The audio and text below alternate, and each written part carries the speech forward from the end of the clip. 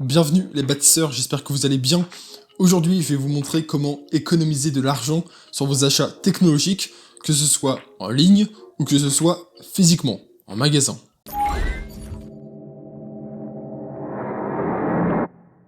Cette vidéo va se découper en 6 astuces différentes, de la plus évidente à la moins évidente. On va commencer dès maintenant par la première astuce, tenez-vous prêts. La toute première astuce, c'est d'attendre les périodes de promotion, que ce soit les promotions d'été et d'hiver, le Black Friday, le Cyber Monday. Toutes ces périodes-là sont des moments où vous pouvez faire des économies sur vos achats technologiques, tablettes, casques, micros, n'importe quoi, peu importe. Et bien, lors de ces périodes-là, vous allez faire des sacrées économies, de moins 10% à moins 50%. Vous pouvez vraiment faire de belles économies, surtout sur des achats énormes. Par exemple, si vous avez envie d'acheter un nouveau PC, qu'il peut vous coûter de 1000 à 2000 euros, et bien si vous avez une promotion à moins 50%, évidemment, ça fait une sacrée remise. Mais je voulais quand même commencer la vidéo par cette première astuce, première méthode, car il faut rappeler les bases déjà, et pour vous mettre dans le bain de la vidéo. La seconde astuce, c'est d'utiliser des comparateurs de prix. Dans ce domaine-là, il y a plein d'applications que vous pouvez retrouver sur internet. On peut citer notamment le dénicheur, mais également D-Labs. Alors le dénicheur, c'est très simple. Par exemple, vous voulez acheter un tout nouvel iPad Pro. Vous tapez dans la barre de recherche du site iPad Pro 12,9 pouces, et là vous allez tomber sur plusieurs offres. Et ça va aller de la moins chère à la plus chère. Et là, vous pourrez faire des économies par rapport au site que vous utilisez habituellement. Par exemple, si vous avez l'habitude d'aller sur la Fnac ou sur Darty pour acheter vos produits technologiques habituellement, et bien là vous trouverez des prix moins chers sur des sites souvent moins connus, mais qui sont tout aussi efficaces, et surtout vous ferez de sacrées économies. Très souvent les iPads sur Amazon sont moins chers, tout comme Cdiscount comparé à la Fnac ou Darty, tout simplement parce qu'il y a moins de frais de gestion. La Fnac, vous savez, il y a des magasins physiques, Darty c'est pareil. Alors le fait que ce soit entièrement digitalisé, numérisé, eh bien ils font des économies d'échelle Amazon et ça vous permet d'avoir des produits moins chers qu'en physique. La troisième astuce, c'est de directement négocier en magasin. On entend souvent dire que c'est moins cher sur internet par rapport au magasin physique, mais aujourd'hui je vais vous montrer que c'est très simple de faire des prix encore moins chers, c'est de directement négocier en magasin. Ça fonctionne très bien par exemple sur de gros produits. Vous voulez acheter un tout nouvel ordinateur et vous dites que vous avez trouvé cet ordinateur-là 300 € moins cher sur internet. Si c'est un ordinateur qui vaut plus de 2000 €, je peux vous garantir que le vendeur va vous laisser repartir avec l'ordinateur moins cher. Et de savoir que vous hésitez à l'acheter sur internet justement par rapport au prix, eh bien je peux vous garantir que le vendeur va vous laisser repartir avec cet ordinateur 300 € moins cher. Donc plutôt que de toujours aller sur Amazon et de ne pas aller dans les commerçants, des plus petits commerçants qui vendent eux aussi du digital, eh bien vous pouvez les aider tout simplement en allant négocier directement chez eux. Vous pouvez également négocier sur internet, mais c'est toujours plus compliqué. Je vous ferai d'ailleurs peut-être une vidéo à ce sujet, donc n'hésitez pas à le mettre en commentaire si vous voulez une vidéo sur comment négocier sur internet par rapport au physique. La quatrième astuce, c'est de se fixer un budget mensuel. Ça va vous permettre de limiter l'argent que vous pouvez réellement mettre sur des achats technologiques, des achats plaisir en général. Retirez le budget des achats vitaux, manger, boire, dormir, et ensuite vous pourrez faire vos achats tranquillement sans vous soucier de votre budget.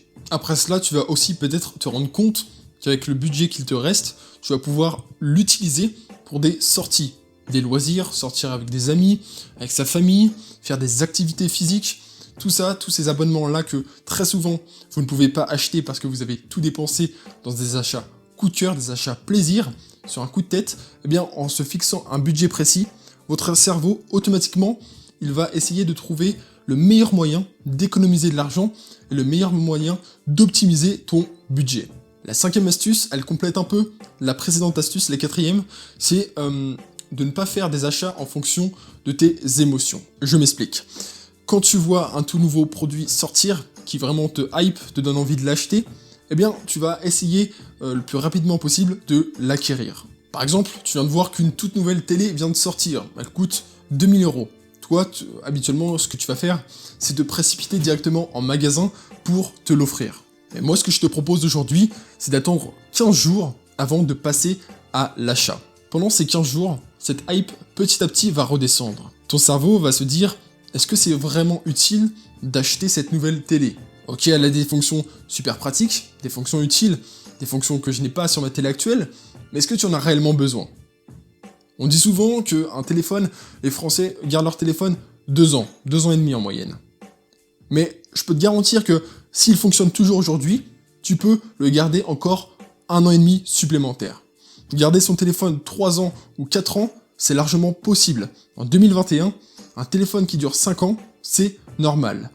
Surtout si tu achètes des téléphones haut de gamme, les téléphones les plus chers. Alors si aujourd'hui tu préfères acheter des téléphones entrée de gamme et les changer tous les ans, c'est ton problème, mais ce que je te propose aujourd'hui, c'est d'acheter des téléphones haut de gamme qui peuvent rester dans la durée. Donc tu achètes un téléphone haut de gamme en 2021 et jusqu'en 2026 minimum, tu pourras le garder. Tu pourras le changer avant, en le revendant, il restera toujours une certaine valeur, mais je peux te garantir que pendant 5 ans, il sera largement utilisable au quotidien. Hormis peut-être la batterie qu'il faudra changer, mais c'est en général pas ce qui coûte le plus cher, et c'est quelque chose d'assez simple à faire. Donc vraiment, cette astuce, elle est super importante, tu ne vas plus dépendre de tes pulsions, de tes envies, des nouveautés, mais tu vas dépendre de ta raison. Qu'est-ce que tu as réellement besoin d'avoir, et qu'est-ce que tu as la possibilité d'acheter aujourd'hui. Reste raisonnable et ton futur te remerciera. La 6e astuce, c'est d'utiliser des codes promo. Tu as des tas de sites sur internet qui existent pour faire des économies en ajoutant des codes. T'as radin.com par exemple, j'en ai d'autres, attends. Ouais, t'as mareduc.com, voilà, c'est des sites qui te permettent d'obtenir des codes promo par rapport à des achats. Donc ça peut être 5 à 10%, parfois 20%, mais c'est toujours ça de prix. Encore une fois, si t'achètes un produit très cher, un produit qui peut coûter jusqu'à des centaines d'euros, faire 10% d'économie, c'est toujours bon à prendre. Alors n'hésite pas à visiter ces sites-là qui te permettent d'obtenir des codes promo. La 6e astuce, c'est de faire des achats groupés. Le site le plus connu dans ce domaine-là, c'est Groupon. Je ne sais pas si tu connais Groupon, c'est l'un des acteurs les plus connus dans ce domaine précis. Si tu veux faire des économies, les achats groupés, c'est ce qu'il y a de mieux.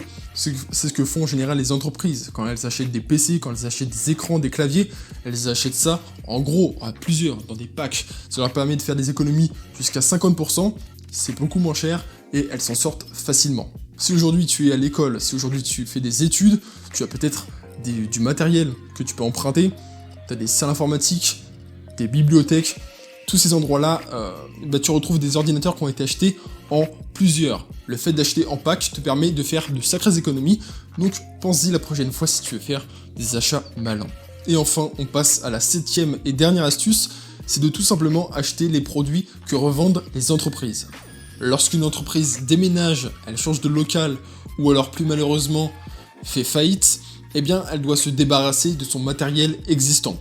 Elle possède des dizaines d'ordinateurs, des dizaines d'accessoires informatiques, des dizaines de bureaux, bref, elle dispose d'énormément de matériel.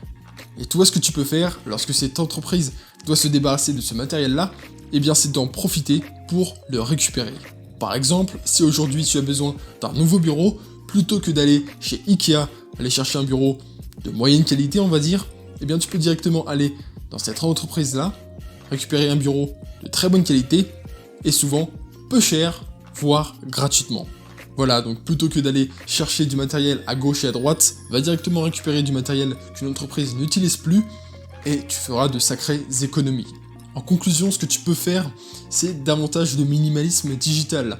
Plutôt que d'acheter du matériel neuf, du matériel dont tu n'as pas besoin, ou bien tout simplement des gadgets, tu peux tout simplement appliquer les astuces que je te donne dans cette vidéo-là, et ça participera à ton minimalisme digital.